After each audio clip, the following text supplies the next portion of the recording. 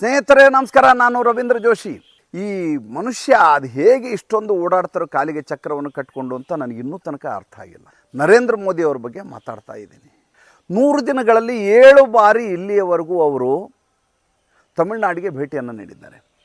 ಯಾವ ತಮಿಳುನಾಡಿನಲ್ಲಿ ಒಂದೇ ಒಂದು ಭಾರತೀಯ ಜನತಾ ಪಕ್ಷದ ಸೀಟ್ ಇರಲಿಲ್ಲವೋ ಅಂಥ ತಮಿಳುನಾಡಿನ ಬಗ್ಗೆ ವಿಶೇಷವಾದ ಆಸ್ಥೆಯನ್ನು ತೋರಿಸ್ತಾ, ನೀವು ಕೂಡ ಭಾರತದ ಅವಿಭಾಜ್ಯ ಅಂಗ, ನಾವು ಬೇರೆ ಬೇರೆ ಅಲ್ಲ, ನಮ್ಮನ್ನು ಪರಕೀಯರನ್ನಾಗಿ ಈ ನಿಮ್ಮ ಸ್ಥಳೀಯ ರಾಜಕಾರಣಿಗಳು ಮಾಡಿದ್ದಾರೆ. DMK AIADMK ಅವರು ನಾವು ಬೇರೆ ನೀವು ಬೇರೆ ಅನ್ನುವಂಥ ಮಲತಾಯಿ ಧೋರಣೆಯನ್ನು ನಾನು ಎಂದೂ ಮಾಡಿಲ್ಲ.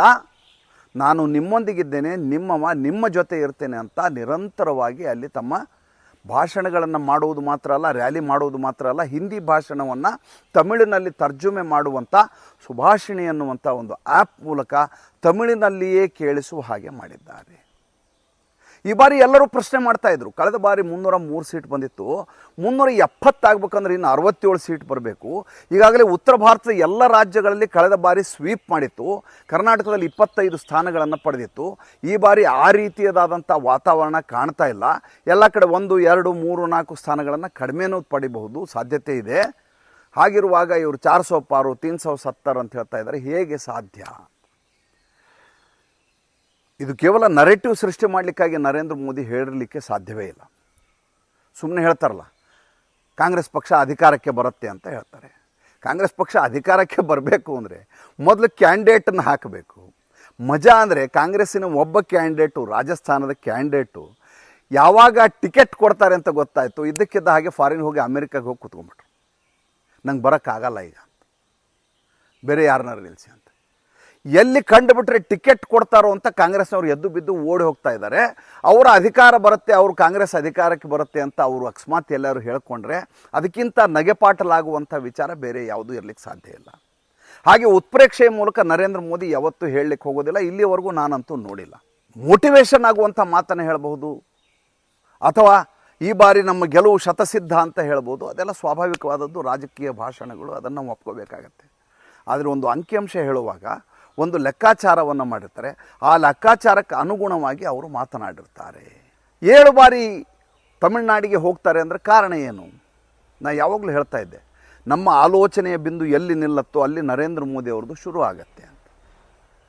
ಅವರ ಉದ್ದೇಶ ಕೇವಲ ಲೋಕಸಭಾ ಚುನಾವಣೆ ಮಾತ್ರ ಅಲ್ಲ, ಈಗ ನಿಂತಿರುವಂಥ ಕ್ಯಾಂಡಿಡೇಟ್ಗಳನ್ನು ಗೆಲ್ಲಿಸೋದು ಮಾತ್ರ ಅಲ್ಲ, 2026ಕ್ಕೆ ನಡೆಯುವಂಥ 2025ರ ಕೊನೆಗೆ ನಡೆಯುವಂಥ ತಮಿಳುನಾಡಿನ ವಿಧಾನಸಭಾ ಚುನಾವಣೆಯ ಸಂದರ್ಭದಲ್ಲಿ ಭಾರತೀಯ ಜನತಾ ಪಕ್ಷ ಈ ಬಾರಿ ಅಧಿಕಾರ ಹಿಡಿಯುವ ಮಟ್ಟದಲ್ಲಿ ಏನಾಗಬೇಕು ಅದಕ್ಕೆ ಈಗ ಅವರು ಸಂಕಲ್ಪವನ್ನು ಮಾಡ್ತಾ ಇದ್ದಾರೆ ಅಂತ ಮೇಲ್ನೋಟಕ್ಕೆ ಸ್ಪಷ್ಟವಾಗಿ ಗೋಚರ ಆಗುತ್ತೆ. ಕಾಶಿ ತಮಿಳು ಸಂಗಮನಿಂದ ನೋಡ್ತಾ ಬನ್ನಿ, 2.5 ವರ್ಷ ಆಯ್ತು ಈಗ ಅಲ್ಲಿಗೆ.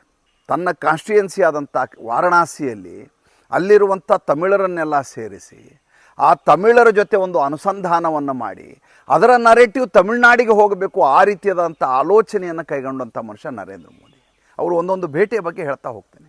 ಎರಡನೇದಾಗಿ ಉತ್ತರಾಖಂಡದಲ್ಲಿ 5 ಕಾನ್ಸ್ಟಿಟ್ಯುಯೆನ್ಸಿ ಇರೋದು, 2 ಬಾರಿ ಹೋಗ್ತಾರೆ. 5 ಕಾನ್ಸ್ಟಿಟ್ಯುಯೆನ್ಸಿಗೆ ಒಬ್ಬ ಪ್ರಧಾನಮಂತ್ರಿ ಇಂಥ ದೊಡ್ಡದಾದಂಥ ದೇಶ, ಈ ದೇಶದ ಉದ್ದಗಲಕ್ಕೂ ಓಡಾಡಿದರೆ, ಚುನಾವಣೆಗಂತೂ ಓಡಾಡಿದರೆ ಸಮಯವೇ ಸಾಲೋದಿಲ್ಲ. ಅದರ ಮಧ್ಯೆ 2 ಸಲ ಹೋಗ್ತಾರೆ, ಹೋಗಿ ಡಮರುಗವನ್ನು ಬಾರಿಸ್ತಾರೆ, ಶಿವ ಬಾರಿಸ್ತಾ ಇದ್ದಂಥ ಡಮರುಗವನ್ನು ಬಾರಿಸ್ತಾರೆ, ಮತ್ತು ಹಿಂದೂ ಧರ್ಮದ ಪುನಃಸ್ಥಾಪನೆಗೆ ಅಲ್ಲಿ ಕರೆಯನ್ನು ಕೊಡ್ತಾರೆ. ನಾವೆಲ್ಲ ಇವತ್ತಿನ ದಿವಸ ಹಿಂದೂ ಅಸ್ಮಿತೆ, ದೇವಭೂಮಿಗೆ ಬಂದಿದ್ದೀನಿ, ಜೊತೆಗೆ ಅಭಿವೃದ್ಧಿಯನ್ನು ಮಾಡಬೇಕು ಅಂತ ಎರಡನ್ನೂ ಮೇಳೈಸುವ ಭಾಷಣವನ್ನು ಮಾಡ್ತಾರೆ ನರೇಂದ್ರ ಮೋದಿ. ಕೇವಲ ಸೀಟಿಗೆ ಮಾಡೋದಾಗಿದ್ದರೆ ಅವರು 2 ಸಲ ಹೋಗಬೇಕಾದ ಅಗತ್ಯ ಇರಲಿಲ್ಲ. ಧಾಮಿಗೆ ಹೇಳಿದರೆ ಧಾಮಿ ಮಾಡ್ಕೊಳ್ಳೋರು, ಅಥವಾ 1 ಸಲ ಬಂದು ಹೋಗಿದ್ರು ಸಾಕಾಗಿತ್ತು. 2 ಸಲ ಹೋಗ್ತಾರೆ. ಮೂರನೇದಾಗಿ ಶುಕ್ರವಾರ ದಿವಸ, ನಿನ್ನೆಲ್ಲ ಮೊನ್ನೆ ಇದ್ದಕ್ಕಿದ್ದ ಹಾಗೆ ಉಧಂಪುರಕ್ಕೆ ಹೋಗ್ತಾರೆ. ಜಮ್ಮು ಕಾಶ್ಮೀರದ ಉಧಂಪುರಕ್ಕೆ ಹೋಗಿ ಅಲ್ಲಿ ಒಂದು ನರೇಟಿವನ್ನು ಸೃಷ್ಟಿ ಮಾಡ್ತಾರೆ. ನೋಡಿ, ನಾನು ಜಮ್ಮು ಕಾಶ್ಮೀರವನ್ನು ರಾಜ್ಯವನ್ನಾಗಿ ಪ್ರತಿಷ್ಠಾಪಿಸಬೇಕು ಅಂತ ಸಂಕಲ್ಪ ಇಟ್ಕೊಂಡವನು ನಾನು. ಈ ಚುನಾವಣೆ ಆದಮೇಲೆ ಇಲ್ಲಿ ಚುನಾವಣೆ ನಡೆಯುತ್ತೆ, ವಿಧಾನಸಭಾ ಚುನಾವಣೆ. ಇಲ್ಲಿ ಪ್ರತ್ಯೇಕ ನಿಮ್ಮದು ಏನು ಇದು ಇದೆ, ರಾಜ್ಯ ಸ್ಥಾನಮಾನ ಸಿಗಬೇಕು ಅಂತ ಇದೆ. ಪ್ರತ್ಯೇಕ ರಾಜ್ಯ ಅಲ್ಲ, ಆರ್ಟಿಕಲ್ 370 ಇದ್ದಾಗ ವಿಶೇಷ ಸ್ಥಾನಮಾನ, ಈಗ ಅದಲ್ಲ. ವಿಧಾನಸಭಾ ಚುನಾವಣೆ ನಡೀಲಿ ಅಂತ ನಿಮ್ಮ ಆಶಯ ಏನಿದೆ ಅದನ್ನು ಸಾಕಾರಗೊಳಿಸುವ ಕೆಲಸವನ್ನು ನಾವು ಮಾಡ್ತೀವಿ. ಅಂದರೆ ಚುನಾವಣೆ ನಡೆಸೋದು ಪಕ್ಕ. ಸುಪ್ರೀಂ ಕೋರ್ಟಿಗಾಗಲೇ ಹೇಳಿದೆ, 2024 ಅಕ್ಟೋಬರ್ ಒಳಗಾಗಿ ಚುನಾವಣೆ ಆಗಬೇಕಿಲ್ಲ ಅಂತ. ಅದನ್ನು ಸಾಕಾರಗೊಳಿಸ್ತೀನಿ.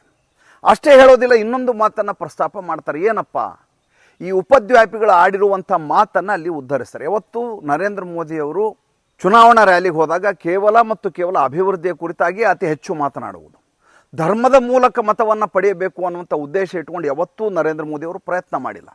ಅವರ ನಡೆಯಲ್ಲಿಯೇ ಆತೊಬ್ಬ ಹಿಂದೂ ಧರ್ಮದ ದುರಂಧರ ಅಂತ ಕಾಣಿಸುತ್ತೆ. ಅದನ್ನೇನು ಹೇಳಬೇಕಾಗಿಲ್ಲ. ಅವರು ಕಾಶಿಯಲ್ಲಿ ಪವಿತ್ರ ಗಂಗೆಯನ್ನು ಮಣಿಕರ್ಣಿಕಾ ಘಾಟ್ನಿಂದ ಹಿಡ್ಕೊಂಬಂದು ಶಿವಲಿಂಗದ ಮೇಲೆ ಅವರು ಜಲಾಭಿಷೇಕ ಮಾಡಿದಾಗಲೇ ಈತ ನಮ್ಮ ಹಿಂದೂ ಧರ್ಮದ ಪ್ರಖರವಾದಂಥ ದುರಂಧರ ಅಂತ ನಮಗೆ ಮೇಲ್ನೋಟಕ್ಕೆ ದೃಷ್ಟಾರ ಅಂತ ನಮ್ಮ ಕಣ್ಣೆದುರಿಗೆ ಕಾಣುತ್ತೆ. ಆತ ಬಾಯಿಯಿಂದ ಹಿಂದೂಗಳನ್ನು ಮತ್ತೆ ಮತ್ತೆ ಹೇಳಿ ಉದ್ವೇಗಪಡಿಸಬೇಕಾದಂಥ ಅಗತ್ಯ ಇಲ್ಲ. ಆದರೆ ಒಂದು ಮಾತನ್ನು ನೋವಿನಿಂದ ಹೇಳ್ತಾರೆ ನರೇಂದ್ರ ಮೋದಿ. ಏನಂತ, ಒಂದಷ್ಟು ಜನ ನಮ್ಮ ಹಿಂದೂಗಳ ಬಗ್ಗೆ ಎಷ್ಟು ಕೀಳಾಗಿ ಕಾಣುವಂಥ ಕೆಲಸ ಮಾಡ್ತಾ ಇದ್ದಾರೆ ಅಂದರೆ, ಶ್ರಾವಣ ಮಾಸದಲ್ಲಿ ಒಬ್ಬ ವಿಚಾರಣಾಧೀನ ವ್ಯಕ್ತಿ, ಜಾಮೀನು ಪಡೆದಂಥ ವ್ಯಕ್ತಿ ಮಾಂಸಾಹಾರವನ್ನು ಮಾಡ್ತಾನೆ. ಇನ್ನೊಬ್ಬ ಜೈಲಿನಲ್ಲಿದ್ದಂಥ ವ್ಯಕ್ತಿ ಹೊರಗಡೆ ಬಂದು ಅದನ್ನು ಭಕ್ಷಿಸ್ತಾರೆ, ಅದನ್ನು ಸಾಮಾಜಿಕ ಜಾಲತಾಣದಲ್ಲಿ ಹಾಕ್ತಾರೆ. ನಾವು ಶ್ರಾವಣ ಮಾಸದಲ್ಲಿ ಹಿಂದೂಗಳಿಗೆ ನೋವನ್ನುಂಟು ಮಾಡ್ತಾ ಇದ್ದೀವಿ ಅನ್ನುವಂಥ ಭಾವವೇ ಅವರಲ್ಲಿಲ್ಲ. ಕೇವಲ ಮುಸಲ್ಮಾನರನ್ನು ತುಷ್ಟೀಕರಿಸಲಿಕ್ಕಾಗಿ ಈ ಕೆಲಸವನ್ನು ಇವರು ಮಾಡ್ತಾರೆ. ಇನ್ನೊಬ್ಬ ವ್ಯಕ್ತಿ ಹೆಲಿಕಾಪ್ಟ್ರಲ್ಲಿ ಕೂತ್ಕೊಂಡು ಮೀನು ತಿಂತಾನೆ. ನಮ್ಮದೇನು ಅವರ ಆಹಾರದ ಬಗ್ಗೆ ಅಭ್ಯಂತರ ಇಲ್ಲ, ಆದರೆ ಯಾವ ಕಾಲಘಟ್ಟದಲ್ಲಿ ಮಾಡ್ತಾ ಇದ್ದೀವಿ, ಯಾವಾಗ ಮಾಡ್ತಾ ಇದ್ದೀವಿ, ಇದು ಬೇರೆಯವ್ರ ಮೇಲೆ ಯಾವ ರೀತಿ ಪರಿಣಾಮ ಆಗತ್ತೆ ಅನ್ನೋದನ್ನು ಇವರು ಆಲೋಚನೆ ಮಾಡೋದಿಲ್ಲ ಅಂತ ಅಲ್ಲಿ ಒಂದು ಪರೋಕ್ಷವಾಗಿ ಹೇಳಿದೆ. ಇವತ್ತವರೆಗೂ ನೀವು ಗಮನಿಸಿ ನೋಡಿ, ರಾಹುಲ್ ಗಾಂಧಿ ಹೆಸರನ್ನು ನರೇಂದ್ರ ಮೋದಿ ಯಾವತ್ತೂ ಹೇಳೋದಿಲ್ಲ. ಶಹಜಾದ ಅಂತ ಹೇಳ್ತಾರೆ. ರಾಹುಲ್ ಗಾಂಧಿ ಅಂತ ಹೆಸರು ಹಿಡ್ದು ಹೇಳೋದು. ಒಬ್ಬ ಜಾಮೀನಿನ ಮೇಲೆ ಇರೋಂಥ ವ್ಯಕ್ತಿ ರಾಹುಲ್ ಗಾಂಧಿ ಹೆರಾಲ್ಡ್ ಪ್ರಕರಣದಲ್ಲಿ, ಇನ್ನೊಬ್ಬ ಜೈಲಿನಲ್ಲಿದ್ದಂಥ ವ್ಯಕ್ತಿ ಲಾಲು ಯಾದವ್, ಇಬ್ಬರೂ ಸೇರಿ ಚಂಪಾರನ್ ಮಟನ್ ಮಾಡಿ ತಿಂದದ್ದು ವಿಷಯವನ್ನು ಪ್ರಸ್ತಾಪ ಮಾಡ್ತಾರೆ ಶ್ರಾವಣ ಮಾಸದಲ್ಲಿ. ಇನ್ನೊಂದು ನಿನ್ನೆ ಹೆಲಿಕಾಪ್ಟರ್ಲಿ ಮೀನು ತಿಂದಂಥ ವಿಚಾರ, ತೇಜಸ್ವಿ ಯಾದವ್, ಅದೇ ಲಾಲು ಯಾದವನ ಪುತ್ರ. ಹಿಂದೂಗಳ ಬಗ್ಗೆ ಇವ್ರು ಯಾಕೆ ಇಷ್ಟು ಕೀಳು, ತಾತ್ಸಾರ, ಉದಾಸೀನ? ಕೇವಲ ತುಷ್ಟೀಕರಣದ ರಾಜಕಾರಣಕ್ಕಾಗಿ ಒಬ್ಬ ಇಡೀ ದೇಶದ ಬಹುಸಂಖ್ಯಾತ ಹಿಂದೂಗಳ ಮನಸ್ಸನ್ನು ನೋಯಿಸಬೇಕಾ ಅಂತ ನರೇಂದ್ರ ಮೋದಿ ಪ್ರಶ್ನೆ ಮಾಡ್ತಾರೆ. ಅಲ್ಲಿಗೆ ಒಂದು ವಿಚಾರವನ್ನು ನಾವು ಸ್ಪಷ್ಟವಾಗಿ ತಿಳಿದುಕೊಳ್ಳಬೇಕು. ಈ ದೇಶದ ಬಹುಸಂಖ್ಯಾತ ಹಿಂದೂಗಳ ರಕ್ಷಣೆಯನ್ನು ಮಾಡಲಿಕ್ಕೆ ಯಾರಿಗಾದರೂ ಸಾಧ್ಯವಿದ್ದರೆ, ಮತ್ತು ಈ ದೇಶದ ಹಿಂದೂಗಳು ಮುಜುಗರ ಇಲ್ಲದೆ ನಾವು ಹಿಂದೂಗಳು ಅಂತ ಹೇಳುವಂಥ ಒಂದು ವಾತಾವರಣ ಕಲ್ಪಿಸಿಕೊಟ್ಟದ್ದು ಯಾರಾದರೂ ಅದಕ್ಕಿದ್ದರೆ ಅದು ಕೇವಲ ನರೇಂದ್ರ ಮೋದಿ. ಚುನಾವಣೆಯ ಮೊದಲ ಹಂತದಲ್ಲಿದ್ದೇವೆ. ದೇಶಾದ್ಯಂತ ನರೇಂದ್ರ ಮೋದಿಯವರು ಇದೇ ರೀತಿ ಚಕ್ರ ಕಟ್ಟಿಕೊಂಡು ಎಲ್ಲ ಕಡೆ ತಮ್ಮ ಆಶೀರ್ವಾದವನ್ನು ನಮ್ಮ ಆಶೀರ್ವಾದವನ್ನು ಕೇಳಲಿಕ್ಕೆ ತೆರಳಲಿದ್ದಾರೆ. ಮತಗಳ ಮೂಲಕ ಅವರನ್ನು ಆಶೀರ್ವದಿಸಬೇಕಾದಂಥ, ಮತ್ತೊಮ್ಮೆ ಅಲ್ಲಿ ಗದ್ದುಗೆಯ ಮೇಲೆ ನರೇಂದ್ರ ಮೋದಿ ವಿರಾಜಮಾನರಾಗಬೇಕಾದಂಥ ಕ್ಷಣವನ್ನು ನೋಡಲಿಕ್ಕೆ ನೀವು ಉತ್ಸುಕರಾಗಿ ಕಾಯಬೇಕಾಗತ್ತೆ. ಅದಕ್ಕಾಗಿ ಮತ ಹಾಕಬೇಕಾಗತ್ತೆ, ಮತ ಹಾಕಿಸಬೇಕಾಗತ್ತೆ. ಅಂಥದ್ದೊಂದು ಜವಾಬ್ದಾರಿಯನ್ನು ನಮಗೆ ಕಲ್ಪಿಸಿಕೊಟ್ಟಿದ್ದಾರೆ. ಅದನ್ನು ಅತ್ಯಂತ ನಿಷ್ಠೆಯಿಂದ, ಶ್ರದ್ಧೆಯಿಂದ ಮಾಡುವ ಕೆಲಸವನ್ನು ಮಾಡೋಣ. ಮತ್ತು ಮುಂದಿನ ಸಂಚಿಕೆಯಲ್ಲಿ ಮಾತಾಡ್ತೀನಿ. ಸಂಚಿಕೆ ಇಷ್ಟ ಆಗಿದ್ದರೆ ಲೈಕ್ ಮಾಡಿ, ಫಾಲೋ ಮಾಡಿ, ಶೇರ್ ಮಾಡಿ. ನಮ್ಮ ಮುಕ್ತ ಪತ್ರಿಕೋದ್ಯಮಕ್ಕೆ ದಯವಿಟ್ಟು ಆರ್ಥಿಕವಾಗಿ ಬೆಂಗಾವಲಾಗಿ. ನಮಸ್ಕಾರ.